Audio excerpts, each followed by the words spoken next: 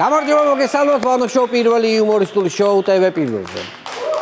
გადაცემას რა თქმა უნდა ტრადიციულად ვიწყებ სოლიდარობას უცხადებ ჩვენი გუნდის წევრ ორისეს ცხადაძეს და მასთან ერთად სინდისის ყველა პატიმარს თავისუფლებას უსურვებ ყველას. გადაცემის სპონსორია PSP. ყველაფერი რაც თქვენს ჯანმრთელობასა და სილამაზეს სჭირდება. PSP. ჩემი ოჯახის აფთიაქი. Pinexi 1 კილოგრამი ამანათი ჩინეთიდან $8. მიწოდება 5 დღეს.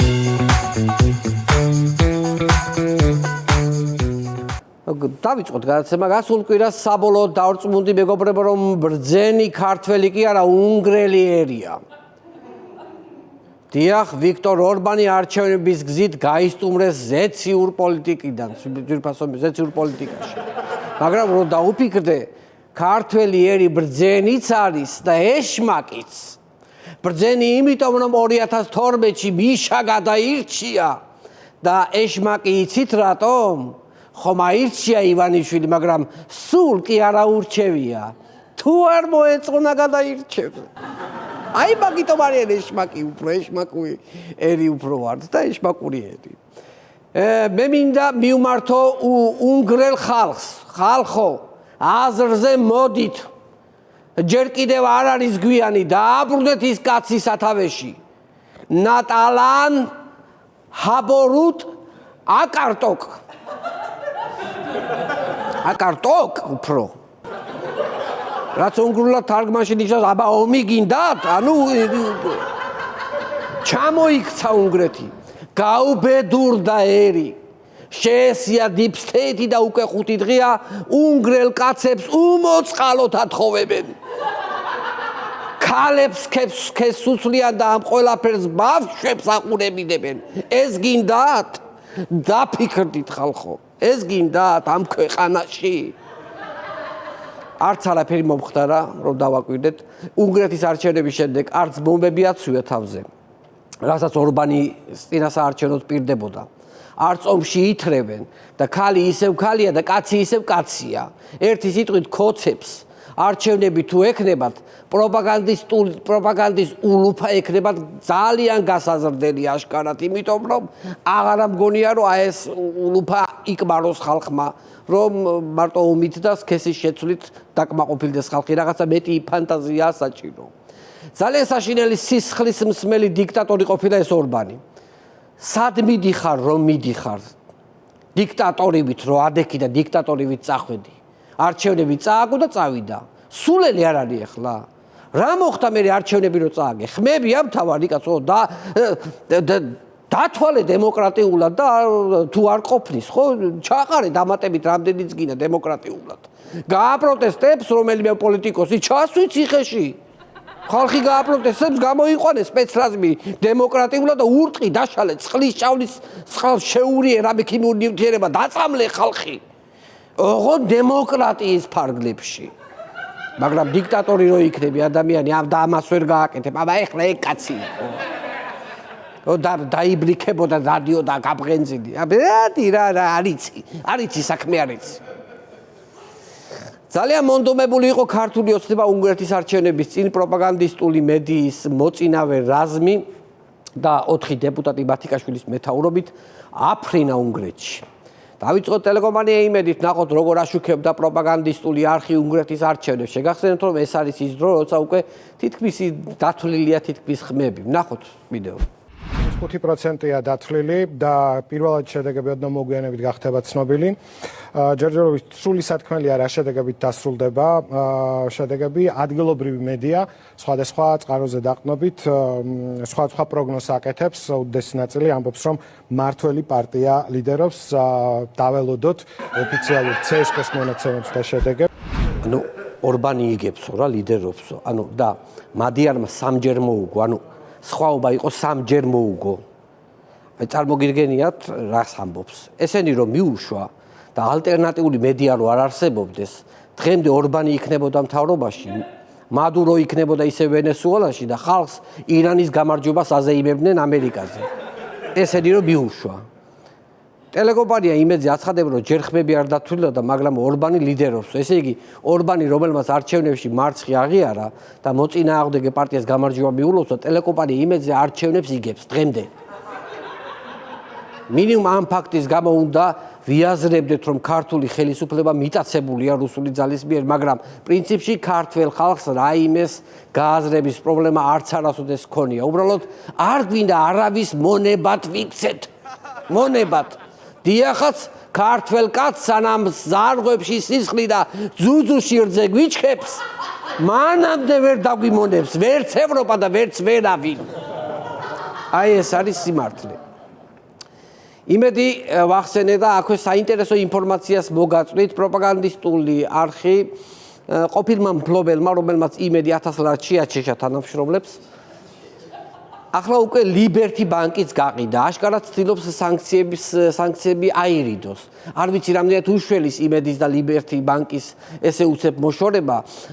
მომდევნო ნაბიჯია კარგი პლასტიკური ქირურგი და საკუთარი ტელევიზიით, რასაც ევროპაზე პროპაგანდისტობდა, იმ ოპერაციის საკუთარ თავზე განხორციელება. ერთადერთი პირდაპირ სხეულს თუ გამოიცვლის რუხაძე და ისე თუ უშველის საკუთარ თავს, თორე არ ამგონია რამე უშველოს, იმიტომ რომ აშკარად სანქციები მისდევს და ეს გარბის. არ ვიცი ხო, სად დაეწევა აღმარჩი, მაგრამ დაწევის ყველა ვარიანტი დაეწევა. გადავიდეთ ქართული ოცნების დამკვირვებლებზე, რომლებიც უნგრეთში იმყოფებოდნენ დიდი მისიით. მათიკაშვილი მთელი დღე აკვირდებოდა არჩევნებს უნგრეთში, უпроსტად აკვირდებოდა თუ როგორ შეიძლება წააგოს არჩევნები ქართულმა ოცნებამ 2028-ში. ანუ წავიდა როგორც დამკვირვებელი და დაბრუნდა როგორც წინასწარმეტყველი. ვანგა მათიკაშვილი. ძალიან უკმაყოფილოები დაბრუნდნენ ოცნების დეპუტატები უნგრეთიდან. ვერ მიხდნენ რატომ არ დარბობდნენ საარჩევნო უბნებთან სიებით ხელში გამხეცებული და თვალებზე ბინდ გადაკრული ცესკოს ქალები. ვერ ამოხსნეს ეს ის. რატო იყო სიწყნარე საარჩევნო უბნებზე. ისე მართლა იმედის ჟურნალისტების და 4 ქოცი დეპუტატის გაშვებას ამ დამკვირვებლებად გაგეშვათ ცესკოს ქალები, ეს ჩვენები. წითელი პომადები და მოხატული წარბებით რო იყვნენ. აი ეგენი გაგეშვათ, კაცო. აი მან კი უშანსოდ დარჩებოდა მადიარი, ბოლომდე გაწირავდნენ თავს და 1000 საარჩევნო ყუთ გამოვლილი ეს ქალბატონები მხეცებივით რომ შეცვივდებოდნენ საარჩევნო უბნებზე, მაგათ გააკავებდით თქვენ, პირდაპირ საარჩევნო ყუთებს კლაპავდნენ აქ. აი ეგეთი რაზმი სჭირდებოდა ორბანს. აი უტვინო არ იცის, უტვინოა. სადღაცაა პრემიერ-მინისტრი კობახიძე ახალ რამე ვიზიტებზე არა. ახლა ერთადერთი მეზობელი თუ შეხვდება სადარბაზოში, ისიც შემთხვევით, თორე უკვე აღარავინ ჰყავს ვისთანაც შეხვედრას დაგეგმავს. იმიტომ რომ ვისაც კობახიძემ ხელი ჩამოართვა, ყველას რაღაცა დაემართა. ისეთი თარსი ხელი აღმოჩნდა, რომ უკვე მე მგონი ბიძინაც კი აღარ ართმევს ხელს ირაკლი კობახიძე სრულწმენების ბიძინას რო სჯერა, ისე არავის არ სჯერა. უნგრეთის არჩევნების შემდეგ ქართულმა ოცნებამ რომ გაიაზრა და გაითავისა ორბანის წაგება, ახალ რიტორიკაზე გადაეწყო, ნახოთ ირაკლი ზარქუას განცხადება, რომელიც გამოხატავს მთლიანად ქართული ოცნების განწყობას უნგრეთის ახალი პრემიერ-მინისტრ პიტერ მადიარის მიმართ. ამაკაც უკებს ტყუილა გიხარიათ, რეალურად მშვენიერი ჯიგარი ბიჭია ესეც. აი ისე ლაპარაკობს, თითქოს აი მისი კურსელი აირჩიეს უნგრეთში რა, აი როგორი კურსელი იცით, უნივერსიტეტში თავისთვის რო იყო და ტელევიზორში რო დაინახა მე ამ ზარქუამ და ესეთი კომენტარი გააკეთა. ეს ნახე სად გაიჩითა, აი თითქოს აი ეგ აირჩიეს, ეგეთი ადამიანი აირჩიეს. ეხლა ზარქუა ერთ კვირაში დაალაგებს სიტუაციას მადიართან, ჩავა უნგრეთში. ხელს ჩამოართვეს, პადუს გამოუდებს მადიარს. წამორა რაღაც საქმე მაქვს ეტყვის, ჩასვავს თვითმფრინავში, გააქანებს მონაკოში, საწავა მონაკო. იქ გაგულავება, დროსტარება, კრასატოლია, რამე, რუმე, რაღაც იქით-აქეთ მორჩა, ნუ რაღაც ერთი სიტყვით ჯიბეშია შენი მადიარის ჩასმული. ხოცებს ჩაისვავენ ჯიბეში. რა ვქნა ირაკლი? არ მავიწყდება მონაკოს დაუვიწყარი ღამეები და რა ვქნა, რა გავაკეთო ჩვენო უდაბნოს არ წივა მონაკოს მანდილოსნების გულთა მყრობელო. გულთა მყრობელო, რა დაიბადე ესეთი, კაცო. გადავიდეთ საინტერესო თემაზე, არ ვიცი ეს ინფორმაცია ეკოლოგიას უფრო ეხება თუ უსაფრთხოებას. თქვენ თვითონ გააკეთეთ დასკვნა, ნახოთ ინფორმაცია თუ შეიძლება. დღეიდან ძალაში შედის მთავრობის გადაწყვეტილება, რომელიც საჰაერო სივრცის სტრუქტურას ცვლის, აბასთუმნის თავზე გარკვეულ ზონებში ფრენებს ზღუდავს. არ უნდა ეს შელამაზება და მთავრობის გადაწყვეტილება. მოკლედ რომ ვთქვათ, ბიძინა ივანიშვილმა აბასთუმნის თავზე ცა დაკეტა. ირანელებს ჰორმუზის სრუტი აქვს ჩაკეტილი და ივანიშვილს ცა აქვს ჩაკეტილი აქ. წყალს ირანელები აკონტროლებენ და ჰაერს ივანიშვილი. აი რაღაცა ესეთი დედამიწა მივიღეთ ძვირფასო მეგობრებო, აი ახლა ამ პერიოდში. გადავიდეთ შემდეგ თემაზე. გახსოვთ ალბათ 2020 წლის არჩევნების წინ ბიძინა ივანიშვილს რომ აუჯანყდა ხალხის ძალის ლიდერი დიმიტრი ხუნდაძე. რას ქვიაო, მაჟორიტარები უნდა გააუქმოთო და ბიძინასაც რომ შეეშინდა და დანებდა. მოგახსოვთ ეგ პერიოდი. აი სწორედ ეგ ხუნდაძე აჯანყდა კვლავ. ამჯერად ჯანყი მიმართულია ფასების კომისიის და ირაკლი კობახიძის წინააღმდეგ. ნახოთ აჯანყებული და თავზე ხელაღებული დიმიტრის განცხადება. ფასების შემცირებაზე საპარლამენტო კომისია შევქმნით, 2 თვეას ხტომებს მართავთ, მაგრამ ფასები იზრდება და ზოგჯერ ჩვენი გადაწყვეტილებებით ამ ტენდენციებს ხელს ვუწყობთო. ფასებზე ჩვენ თვითონ ჩვენი გადაწყვეტილებებით ვიწევთო ამ გაძვირებასო, ეს კაცი აღშფოთებულია. აღნიშნა ხუნდაძემ რა, ხუნდაძის სხეულმა აღნიშნა ეს ყველაფერი. აგიკვირდათ ხო, ახლა შეიძლება რატო თქვი ესე, მაგრამ აგიხსნით ამ განცხადებებს, როცა ამბობს დიმიტრი ხუნდაძე, ამ დროს გონება და შინაგანი აზრი მასში ითიშება და ამ დროს მასში ჩასახულია ბიძინა. როცა ამბობს, რომ ოცნება კარგია, პრემიერი საუკეთესოა და ასე შემდეგ, ამ დროს გვესაუბრება მართლა დიმიტრი ხუნდაძე. როცა ამბობს, რომ პრემიერი შესრულებს უშვებს და ცუდია, არ ეთანხმება მის საკადრო პოლიტიკას და ასე შემდეგ. ამ განცხადებებს აკეთებს დიმიტრი ხუნდაძის სხეულში სინამდვილეში ჩასახლებული ბიძინა ივანიშვილი. ჩაინიშნეთ ეს მომავალშიც რომ გაითვალისწინოთ. კობახიძე, შენ გეუბნები, შენთვის ვლაპარაკობ, შენთვის. შენ უნდა აქცევდე ყურადღებას ამას. მის სხეულში მხოლოდ დიმიტრი არ ცხოვრობს. დიმიტრის გაორება აქვს. გაორე ორი ადამიანი ცხოვრობს მასში. გადავიდეთ შემდეგ თემას. გახსოვთ წინა კვირის მთავარი თემა იყო რობიკო სტურუას ახალი სპექტაკლი ვეფხისტყაოსანი. წალეკა კრიტიკამ სოციალურ ქსელში. ქართული ოცნება ცდილობს შეარბილოს მიდგომები და მდგომარეობა ამ ყველაფრის. ნახოთ ოცნების წევრ არჩილ ბერიძის განცხადება, ეს მომღერალი არჩილ ბერიძე რო დღეს პარლამენტარი ყოფილა, მე არ ვიცოდი.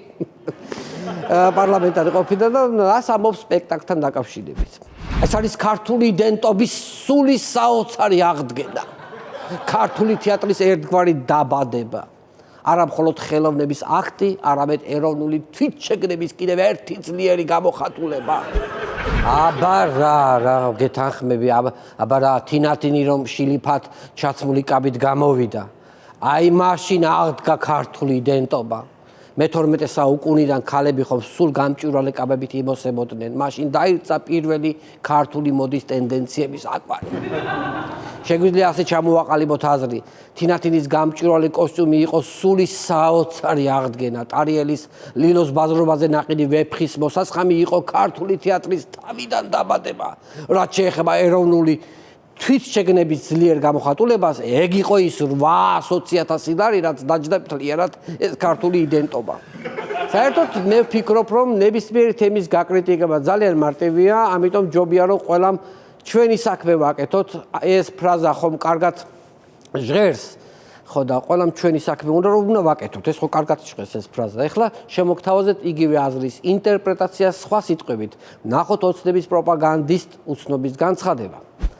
ყველამ თავის ბოზმამიდას მივხედოთ, ეს არის ქრისტიანობა სხვათა შორის. ქრისტიანობისკენ მოგვიწოდებს ადამიანი, რომლის მიერ წარმოთქმული წინადადებაში ყველა სიტყვა ქრისტიანული მრწამს ეწინააღმდეგებოდა თავიდან ბოლომდე. და საერთოდ ახალ რელიგიურ მცნებებს რატო გვიმატებ ვიღაც ტემუდან გამოწერილი მოსე? რატო გვიმატებს, არ ვიცი. მინდა ოპოზიციაზეც ვისაუბრო, ალბათ გაინტერესებთ რა ხდება ოპოზიციაში, რამე სიახლე ხომ არ არის. მე ვფიქრობ, რომ ოპოზიციის ფლანგზე გამოჩნდა ლიდერი. ნახოთ ანა დოლიძის მოულოდნელი განცხადება. ვარ ადამიანი, რომელსაც ამბიცია მაქვს, რომ მართო 4 მილიონიანი ქვეყანა. რა არის ისეთ ეს არ გავს რაღაცა პოლიტიკოსის განცხადებას. აი უფრო რაღაცნაირი ნათქვამი, აი TikTok influencers რომ მოუხდება რა. როგორია ანადოლიძის დილის რუტინა? დილა იწყება 4 მილიონიანი ქვეყნის მართვით. აი სულ მქონდა ამბიცია რომ მემართა 4 მილიონი ქვეყანა და ვიცოდი რომ აუცილებლად ამიხდებოდა ეს ნატვრა. აი ესეთი განცხადება იყო ანადოლიძის მხრიდან. ოპოზიციური პარტიების კოალიციას რაც შეეხება, რომ ვაკვირდები ამ კვირაში დაკავებულები არიან უფრო უნგრეთის არჩევნების შედეგებით და ესეც ავღნიშნეთ ყველას და ვზეიმობთ მადიარის გამარჯვებას მთელი ქვეყანა მართლა ვზეიმობთ. ეს როგორი რაღაცაა იცით, აი შენი ნაკრები რომ ვერ გადის სოფლიოზე და ბრაზილიას რომ გულშემატკივრობთ, აი ესეთი ზეიმები გვაქვს ხოლმე აქ, რომ ერთმანეთს ვეჯიბრებით რომელ ქვეყანაში გავიმარჯვეთ. აქ ვერ გავდივართ ჯერ. ოპოზიციის გასაგონად მინდა ვთქვა, უნგრეთში მოიგო პიტერ მადიარმა, რომელიც იყო გამოკვეთილი ოპოზიციური ლიდერი, რომელსაც ხალხი გაყვა. ხალხო აქ რო იცოდეთ, ლიდერი იყო, ადგა ეს ხალხი და იცოდნენ ვის აძლევდნენ ხმას, ლიდერს აძლევდნენ ხმას. ხალხი რა აქ დღემდე რო გაიძახია რომ ლიდერი არ გვჭირდება, ბელადომანია უნდა დაამთავრდეს ამ ქვეყანაში. ასე აპირებენ ქოსების გასტუმრებას ესენი. უნგრეთი ევროკავშირის ქვეყანაა და მათ დასჭირდათ ლიდერი. ამერიკა კიდევ დემოკრატიის მამაა და იქ მისცეს ხმა დონალდ ტრამპს როგორც ლიდერს. და ჩვენ როდის აქეთ დავდექით მსოფლიო ცივილიზაციაზე მაღლა? ან რაღაც ჩვენმა ქვეყანამ დავიწყეთ მსოფლიო სტერეოტიპების მსხრევა. რა გავჩნით ასეთი ზედემოკრატიულები, ვინა ვართ საერთოდ რა ერი ვართ გამაგებინეთ. ერთი სიტყვით არაფრის მომცემი აზრების და სულელური არაფრის მომცემი აზრების ბრქვევაში რომ პირველ ადგილზე ვართ, ამას წყალი არ გაუვათ ძვირფასო მეგობრებო, ამაში ყველა უნდა დამეთანხმეთ. იმიტომ რომ ჩვენ ბელადომანები არ გვჭირდება. თან შეშინებული სახეებით იყურებიან, რომ ვინმე არ გამოჩნდეს, ვინმე ლიდერი არ გამოჩნდეს, თორე ის ბელადია უკვე ყველას თვალში. აი ესეთი ფსიქოლოგიით დაგვაპროგრამეს ყველა. მონოლოგის ბოლოს მინდა გავაკეთოთ დასკვნა, უნგრეთში აირჩიეს ერთი ადამიანი ლიდერად და ყველა გვერდში დაუდგა იმ ერთს. ანუ ყველა იბრძოდა იმ ერთისთვის. მაგრამ ამან ჩვენ არ უნდა დაგვაბნიოს ძვირფასო მეგობრებო. ჩვენ უნგრეთი არა ვართ. ჩვენ უნდა მივყვეთ იმ გზას, რაც დავიწყეთ.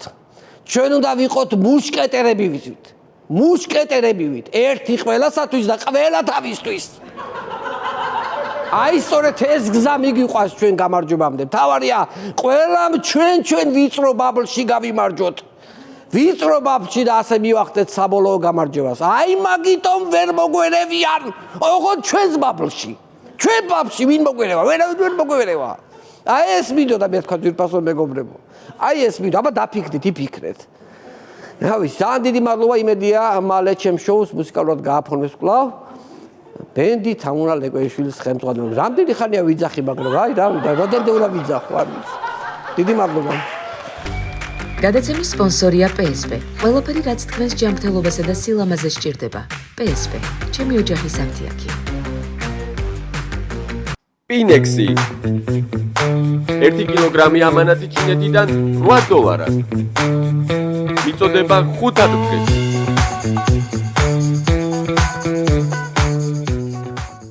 იპოვე ჩვენი არხი შენი ტელევიზორის პულტზე. მაგთი ნომერი 45.